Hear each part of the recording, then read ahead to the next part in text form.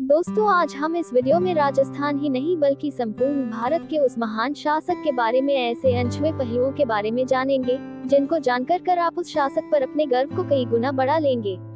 तो चलो दोस्तों, ऐसे महान शासक जिसका नाम महाराणा प्रताप है के बारे में विस्तार से संपूर्ण जानकारी प्राप्त करते हैं।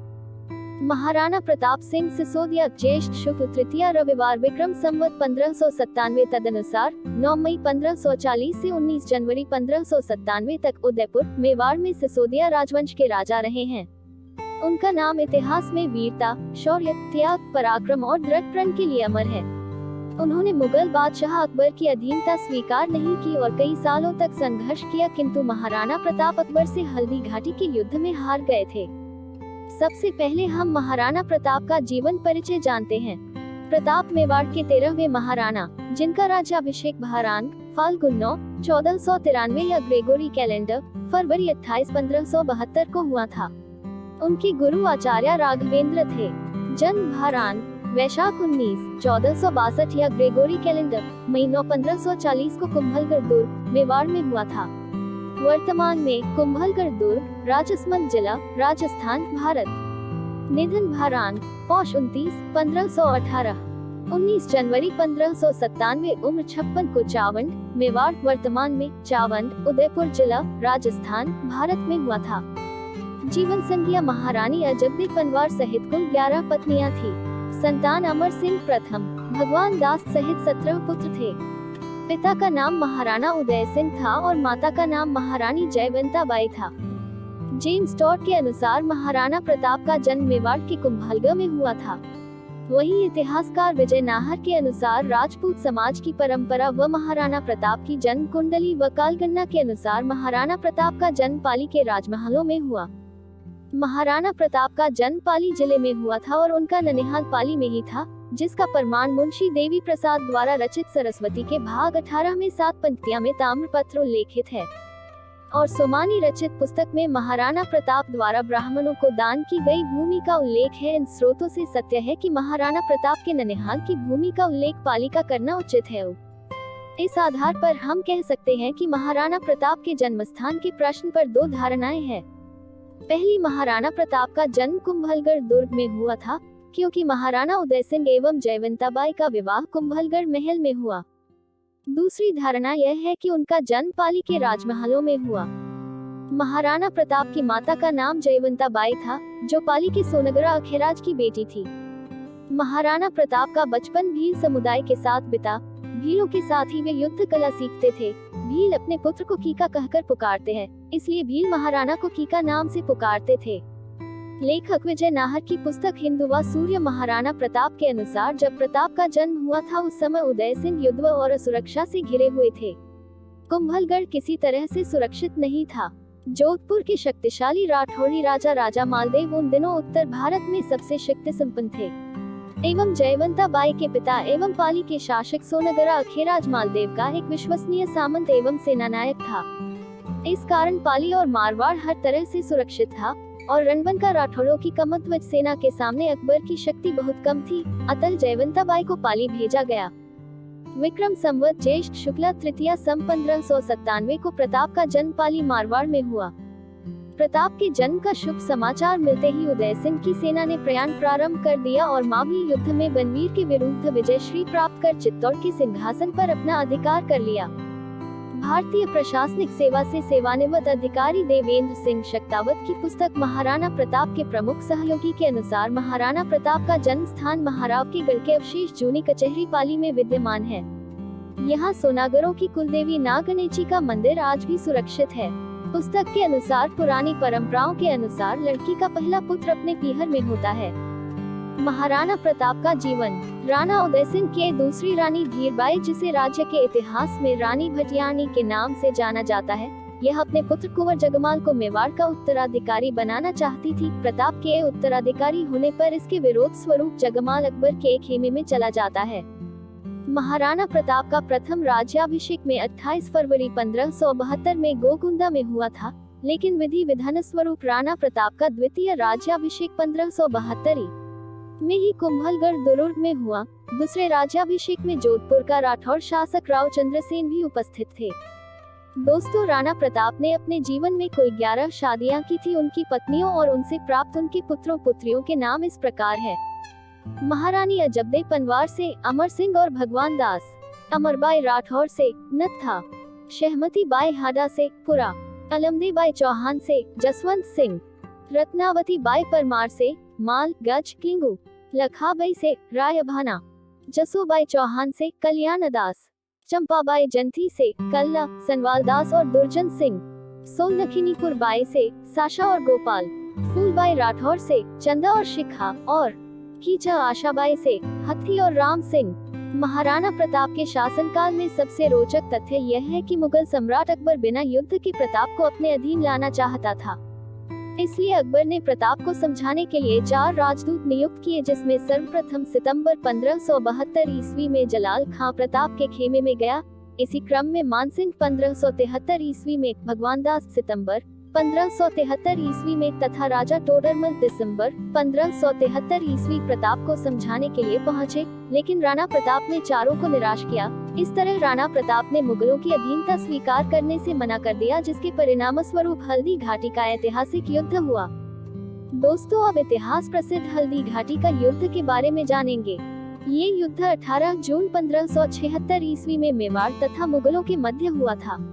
इस युद्ध में मेवाड़ की सेना का नेतृत्व महाराणा प्रताप ने किया था। वीर सेना के सरदार पानरवा के ठाकुर राणा पूंजा सोलंकी थे। इस युद्ध में महाराणा प्रताप की तरफ से लड़ने वाले एकमात्र मुस्लिम सरदार थे हकीम खां सूरी। लड़ाई का स्थल राजस्थान के गोगुंदा के पास हल्दी घाटी में एक संकरा पहाड़ी दर्रा था। महाराणा प्रताप ने लगभग 3000 घुड़सवारों और 400 भील धनुर्धारियों के बल को मैदान में उतारा। मुगलों का नेतृत्व आमेर के राजा मान सिंह ने किया था, जिन्होंने लगभग 5000 से 10,000 लोगों की सेना की कमान संभाली थी। 3 घंटे से अधिक समय तक चले भयंकर युद्ध के बाद महाराणा प्रताप ने खुद को जख्मी पाया, जबकि उनके कुछ लोगों ने उन्हें समय दिया। वे पहाड़ियों से भागने में सफल रहे और एक और दिन लड़ने के लिए जीवित रहे। मेवाड़ के हताहतों की संख्या लगभग 1600 पुरुषों की थी। मुगल सेना ने 3500-7800 लोगों को खो दिया, जिसमें 350 अन्य घायल हो गए। इस युद्ध में मेवाड़ के महाराणा प्रताप विजय हुए थे। जैसे ही साम्राज्य का ध्यान कहीं और स्थानांतरित हुआ, प्रताप और उनकी सेना बाहर आ गई और अपने प्रभुत्व के पश्चिमी क्षेत्रों को हटा लिया। इस युद्ध में मुगल सेना का नेतृत्व मानसिंह तथा आसफ खां ने किया। इस युद्ध का आंखों देखा वर्णन अब्दुल कादिर बदायूनी ने किया। इस युद्ध को आसफ खां ने अप्रत्यक्ष रूप से जिहाद की संज्ञा दी। इस युद्ध में बींदा के झालामान ने अपने प्राणों का बलिदान करके महाराणा प्रताप के जीवन की रक्षा की। वही ग्वालियर नरेश राजा रामशाह तोमर भी अपने 3 पुत्रों कुंवर शालिवाहन, कुंवर भवानी सिंह, कुंवर प्रताप सिंह और पौत्र बलभद्र सिंह एवं सैकड़ों वीर तोमर राजपूत योद्धाओं समेत चिर निद्रा में सो गया। शत्रु सेना से घिर चुके महाराणा प्रताप को झाला मान सिंह ने अपने प्राण देकर बचाया और महाराणा को युद्ध भूमि छोड़ने के लिए बोला। शक्ति सिंह ने अपना अश्व देकर महाराणा को बचाया। प्रिय अश्वचेतक की भी मृत्यु हुई। हल्दी घाटी के युद्ध में और देवर और चप्पली की लड़ाई में महाराणा प्रताप को सर्वश्रेष्ठ राजपूत राजा और उनकी बहादुरी, पराक्रम, चारित्र्य, धर्मनिष्ठा, त्याग के लिए जाना जाता था। मुगलों के सफल प्रतिरोध के बाद उन्हें हिंदू शिरोमणि माना गया।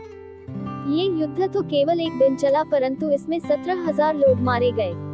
मेवाड़ को जीतने के लिए अकबर ने सभी प्रयास किए। महाराणा की हालत दिन प्रतिदिन चिंताजनक होती चली गई।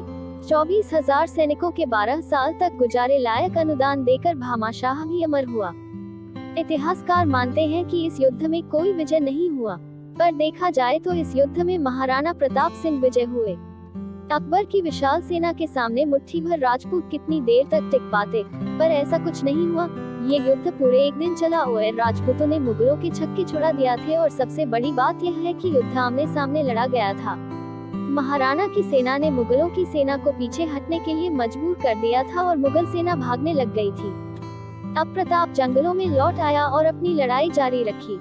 टकराव के उनके एक प्रयास की विफलता के बाद प्रताप ने छापामार रणनीति का सहारा लिया। एक आधार के रूप में अपनी पहाड़ियों का उपयोग करते हुए प्रताप ने बड़े पैमाने पर मुगल सैनिकों को वहां से हटाना शुरू कर दिया। वो इस बात पर अड़े थे कि मेवाड़ की मुगल सेना को कभी शांति नहीं मिलनी चाहिए। अकबर ने 3 विद्रोह किए और प्रताप को पहाड़ों में छुपाने की असफल कोशिश की। इस दौरान उन्हें प्रताप भामाशाह से सहानुभूति के रूप में वित्तीय सहायता मिली। अरावली पहाड़ियों से बिल युद्ध के दौरान प्रताप को अपने समर्थन के साथ और मोर के दिनों में जंगल में रहने के साधन के साथ। इस तरह कई साल बीत गए।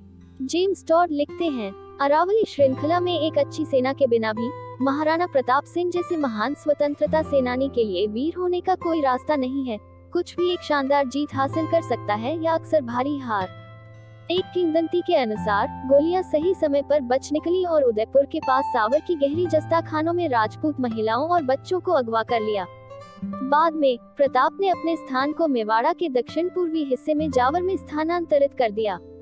मुगल खोज लहर के बाद सभी निर्वासित जंगल में वर्षों से रहते थे, जंगली जामुन खाते थे, शिकार करते थे और मछली पकड़ते थे। पृथ्वीराज राठौर का पत्र। जब निर्वासन वास्तव में भूख से मर रहे थे तो उन्होंने प्रताप अकबर को एक पत्र लिखा जिसमें कहा गया था कि वह शांति समझौते के लिए तैयार हैं।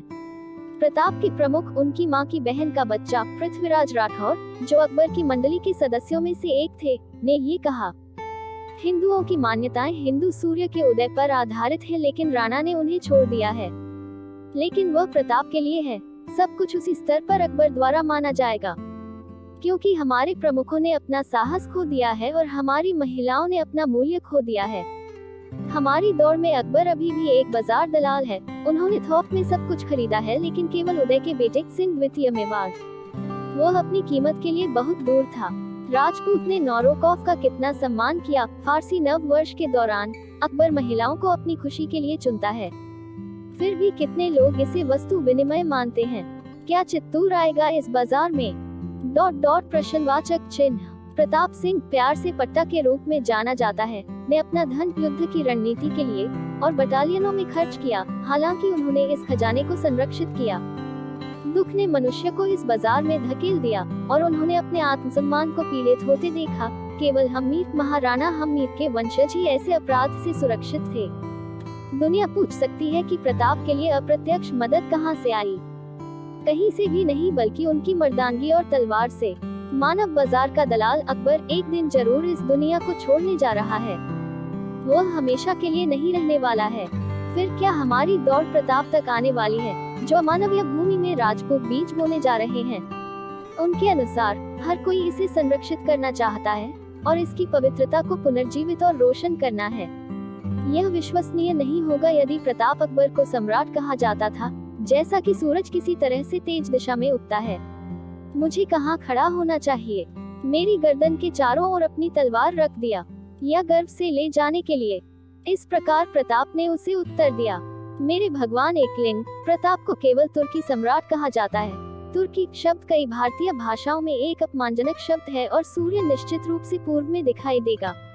जब तक प्रताप की तलवार मुगलों के सिर पर घूमती है, तब तक आप अपना गौरव सहन कर सकते हैं। जहाँ तक सांगा के खून का सवाल है, अगर आप अकबर के बारे में धैर्य रखना चाहते हैं, आपने इस शब्द युद्ध में सुधार किया होगा। उद्धरण चिन्ह। इस प्रकार संधि हस्ताक्षरित रही। दिवेर छापली का युद्ध। राजस्थान के इतिहास 1582 में दिवेर का युद्ध एक महत्वपूर्ण युद्ध माना जाता है, क्योंकि इस युद्ध में राणा प्रताप के खोए हुए राज्यों की पुनः प्राप्ति हुई। इसके पश्चात राणा प्रताप व मुगलों के बीच एक लंबा संघर्ष युद्ध के रूप में घटित हुआ, जिसके कारण कर्नल जेम्स टॉड ने इस युद्ध को मेवाड़ का मैराथन कहा है। मेवाड़ के उत्तरी छोर का दिवेर का नाका अन्य नाकों से विलक्षण है। इसकी स्थिति मदारिया और कुंभलगढ़ की पर्वत श्रेणी के बीच है। प्राचीन काल में इस पहाड़ी क्षेत्र में गुर्जर प्रतिहारों का आधिपत्य था, जिन्हें इस क्षेत्र में बसने के कारण मेर कहा जाता था। यहाँ की उपत्यकाओं में इस जाति के निवास स्थलों के कई अवशेष हैं। मध्यकालीन युग में देवड़ा जाति के राजपूत यहाँ प्रभावशील हो गए, जिनकी बस्तियां आसपास के उपजाऊ भागों में बस गई और वे उदयपुर के निकट भीतरी गिरवा तक प्रसारित हो गई। चिकली के पहाड़ी भागों में आज भी देवड़ा राजपूत बड़ी संख्या में बसे हुए हैं। देवड़ाओं के पश्चात यहाँ रावत शाखा के राजपूत बस गए। इन विभिन्न समुदायों के दिवेर में बसने के कई कारण थे। प्रथम तो दिवेर का एक सामरिक महत्व रहा है, जो समुदाय शौर्य के लिए प्रसिद्ध रहे हैं। वे उत्तरोत्तर अपने पराक्रम के कारण यहाँ बसते रहे और एक दूसरे पर प्रभाव स्थापित करते रहे। दूसरा महत्वपूर्ण कारण ये रहा कि इसकी स्थिति ऐसे मार्गों पर है, जहाँ से मारवाड़, मालवा, गुजरात, अजमेर के आदान प्रदान की सुविधा रही है। ये मार्ग तंग घाटियों वाले उबड़ खाबड़ मार्ग के रूप में आज भी देखे जा सकते हैं। इनके साथ सदियों से आवागमन होने से घोड़ों की टापों के चिन्ह पत्थरों पर अद्यावधि विद्यमान है। मार्गों में पानी की भी कमी नहीं है, जिसके लिए जगह जगह झरनों के बांध के अवशेष दृष्टिगोचर होते हैं। सुरक्षा की दृष्टि से स्थान स्थान पर चौकियों के ध्वंसावशेष भी दिखाई देते हैं। जब अकबर ने कुंभलगढ़, देवगढ़, मदारिया आदि स्थानों पर कब्जा कर लिया तो वहां की चौकियों से संबंध बनाए रखने के लिए दिवेर का चयन एक रक्षा स्थल के रूप में किया गया। यहाँ बड़ी संख्या में घुड़सवारों और हाथियों का दल रखा गया। इंतर चौकियों के लिए रसद भिजवाने का भी यह सुगम स्थान था। जो महाराणा प्रताप 56 के पहाड़ी स्थानों में बस्तियां बसाने और मेवाड़ के समतल भागों में खेतों को उजाड़ने में व्यस्त थे, तो अकबर दिवेर के मार्ग से उत्तरी सैनिक चौकियों का पोषण भेजने की व्यवस्था में संलग्न रहा। प्रताप की नीतियों 56 की चौकियों को हटाने में तथा मध्यभागीय मेवाड़ की चौकियों को निर्बल बनाने में अवश्य सफल हो गए, परंतु दिवेर का केंद्र अब भी मुगलों के लिए सुदृढ़ था। इस पृष्ठभूमि में दिवेर का महाराणा प्रताप का व मुगलों का संघर्ष जुड़ा हुआ था।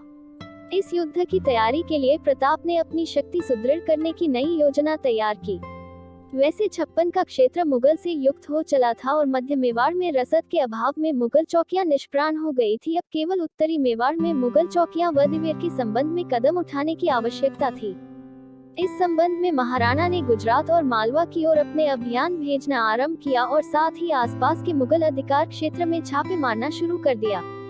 इसी क्रम में भामाशाह ने, जो मेवाड़ के प्रधान और सैनिक व्यवस्था के अग्रणी थे, मालवे पर चढ़ाई कर दी और वहां से 3 लाख रुपए और 20,000 अशफियां दंड में लेकर एक बड़ी धनराशि इकट्ठी की। इस रकम को लाकर उन्होंने महाराणा को चूलिया ग्राम में समर्पित कर दी। इसी दौरान जब शाहबाज खां निराश होकर लौट गया था, तो महाराणा ने कुंभलगढ़ और मदारिया के मुगली थानों पर अपना अधिकार स्थापित कर लिया। इन दोनों स्थानों पर महाराणा का अधिकार होना दिवेर पर कब्जा करने की योजना का संकेत था। अतएव इस दिशा में सफलता प्राप्त करने के लिए नई सेना का संगठन किया गया।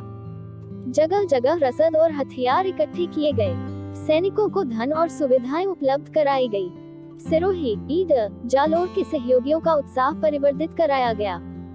ये सभी प्रबंध गुप्त रीति से होते रहे। मुगलों को ये भ्रम हो गया कि प्रताप मेवाड़ छोड़कर अन्यत्र जा रहे हैं।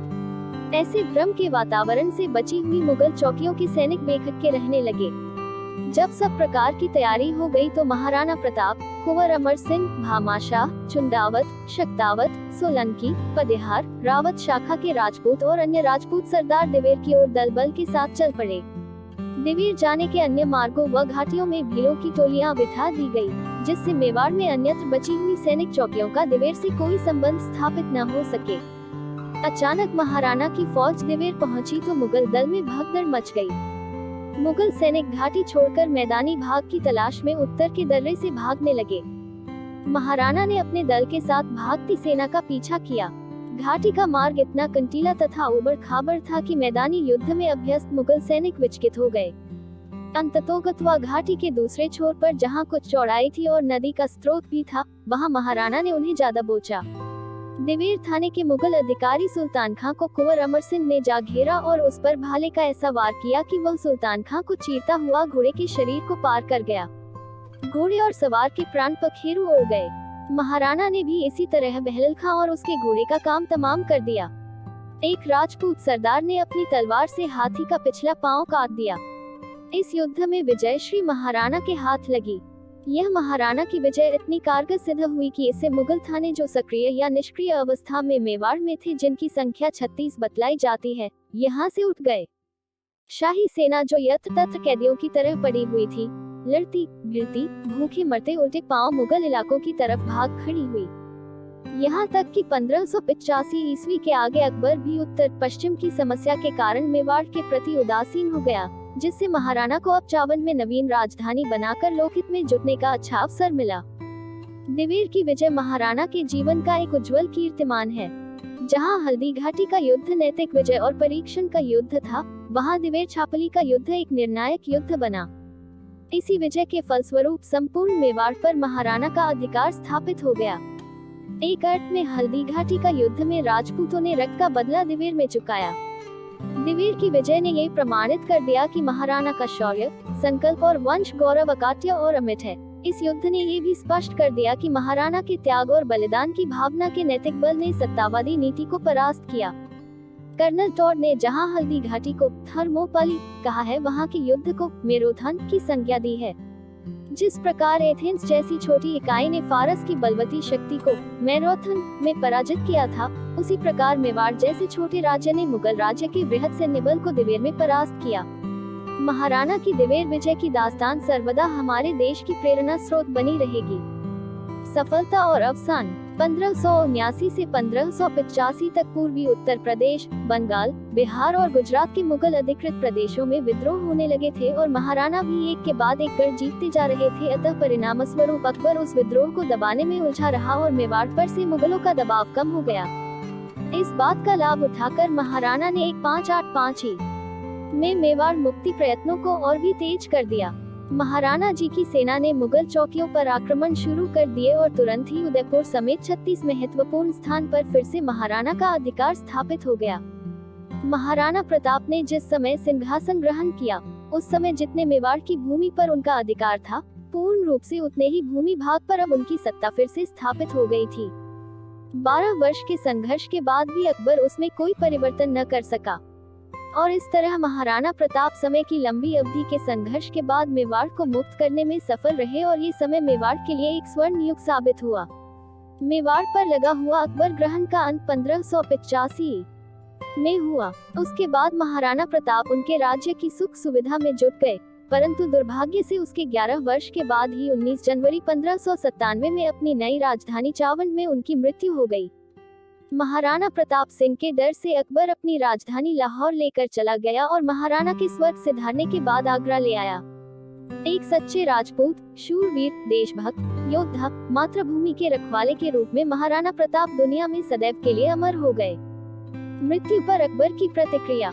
अकबर महाराणा प्रताप का सबसे बड़ा शत्रु था, पर उनकी यह लड़ाई कोई व्यक्तिगत द्वेष का परिणाम नहीं थी, बल्कि अपने सिद्धांतों और मूल्यों की लड़ाई थी। एक वह था जो अपने क्रूर साम्राज्य का विस्तार करना चाहता था, जबकि एक तरफ महाराणा प्रताप जी थे जो अपनी भारत मातृभूमि की स्वाधीनता के लिए संघर्ष कर रहे थे। महाराणा प्रताप की मृत्यु पर अकबर को बहुत ही दुख हुआ, क्योंकि हृदय से वो महाराणा प्रताप के गुणों का प्रशंसक था और अकबर जानता था कि महाराणा प्रताप जैसा वीर कोई नहीं है इस धरती पर। ये समाचार सुन अकबर रहस्यमय तरीके से मौन हो गया और उसकी आंख में आंसू आ गए। महाराणा प्रताप के स्वर्गावसान के समय अकबर लाहौर में था और वहीं उसे सूचना मिली कि महाराणा प्रताप की मृत्यु हो गई है। अकबर की उस समय की मनोदशा पर अकबर के दरबारी दुर्सा आढ़ा ने राजस्थानी छंद में जो विवरण लिखा वो कुछ इस तरह। अस लेगो अंडाग पाग लेगो अन्नामी, गो आडा गबड़ाया जी को बहतो घुरवामी, नवरोज न गयो न गो आसता नवली, न गो झरोखा हेठ जेठ दुनियान दहली, गहलोत राणा जीती गयो दसन मूंद रसना दिसी, निसा मुख भरिया नैन तो मृत शाह प्रताप सी। हिंदी में अनुवाद। हे गहलोत राणा प्रताप सिंह, तेरी मृत्यु पर शाही यानी सम्राट ने दांतों के बीच जीभ दबाए और निश्वास के साथ आंसू टपकाए, क्योंकि तूने कभी भी अपने घोड़ों पर मुगलिया दाग नहीं लगने दिया। तूने अपनी पगड़ी को किसी के आगे झुकाया नहीं। हालांकि तू अपना आधा यानी यश या राज्य तो गवा गया, लेकिन फिर भी तू अपने राज्य के धुरे को बाएं कंधे से ही चलाता रहा। तेरी रानियां कभी नवरोजों में नहीं गईं और न ही तू खुद आसतों यानी बादशाही डेरों में गया। तू कभी शाही झरोखे के नीचे नहीं खड़ा रहा और तेरा रौब दुनिया पर निरंतर बना रहा। इसलिए मैं कहता हूँ कि तू सब तरह से जीत गया और बादशाह हार गया। अपनी मातृभूमि की स्वाधीनता के लिए अपना पूरा जीवन का बलिदान कर देने वाले ऐसे वीर शिरोमणि महाराणा प्रताप और उनके स्वामी भक्त अश्वचेतक को शत शत कोटि कोटि प्रणाम। इतिहासकार विजय नाहर की पुस्तक हिंदुवा सूर्य महाराणा प्रताप के अनुसार कुछ तथ्य उजागर हुए। 1. महाराणा उदय सिंह ने युद्ध की नई पद्धति छापामार युद्ध प्रणाली इजाद की। वे स्वयं तो इसका प्रयोग नहीं कर सके, परंतु महाराणा प्रताप, महाराणा राज सिंह एवं छत्रपति शिवाजी महाराज ने इसका सफल प्रयोग करते हुए मुगलों पर सफलता प्राप्त की। 2. महाराणा प्रताप मुगल सम्राट अकबर से नहीं हारे, उसे एवं उसके सेनापतियों को धूल चटाई। हल्दी घाटी के युद्ध में प्रताप जीते। महाराणा प्रताप के विरुद्ध हल्दी घाटी में पराजित होने के बाद स्वयं अकबर ने जून से दिसंबर 1576 तक 3 बार विशाल सेना के साथ महाराणा पर आक्रमण किए, परंतु महाराणा को खोज नहीं पाए, बल्कि महाराणा के जाल में फंसकर पानी भोजन के अभाव में सेना का विनाश करवा बैठे। थक हार कर अकबर बांसवाड़ा होकर मालवा चला गया। पूरे 7 माह मेवाड़ में रहने के बाद भी हाथ मलता अरब चला गया। शाहबाज खान के नेतृत्व में महाराणा के विरुद्ध 3 बार सेना भेजी गई परंतु असफल रहा। उसके बाद अब्दुल रहीम खान खाना के नेतृत्व में महाराणा के विरुद्ध सेना भिजवाई गई और पीट पीटा कर लौट गया। 9 वर्ष तक निरंतर अकबर पूरी शक्ति से महाराणा के विरुद्ध आक्रमण करता रहा, नुकसान उठाता रहा। अंत में थक हार कर उसने मेवाड़ की ओर देखना ही छोड़ दिया। 3. ऐसा कोअफसर प्रताप के जीवन में कभी नहीं आया कि उन्हें घास की रोटी खानी पड़ी, अकबर को संधि के लिए पत्र लिखना पड़ा हो। इन्हीं दिनों महाराणा प्रताप ने सुंगा पहाड़ पर एक बावड़ी का निर्माण करवाया और सुंदर बगीचा लगवाया। महाराणा की सेना में 1 राजा, 3 राव, 7 रावत, 15,000 अश्वरोही, 100 हाथी, 20,000 पैदल और 100 वाजित्र थे। दोस्तों, अगर आपको यह ऐतिहासिक जानकारी अच्छी लगी है तो प्लीज वीडियो को लाइक, शेयर और कमेंट जरूर करें। ऐसी और भी ज्ञानवर्धक ऐतिहासिक जानकारी सुनने और पहली बार वीडियो पर नए आए हों तो चैनल को सब्सक्राइब जरूर कर लें। चलिए दोस्तों, मिलते हैं एक नई ऐतिहासिक जानकारी के साथ। यहाँ तक वीडियो में बने रहने के लिए सभी का धन्यवाद।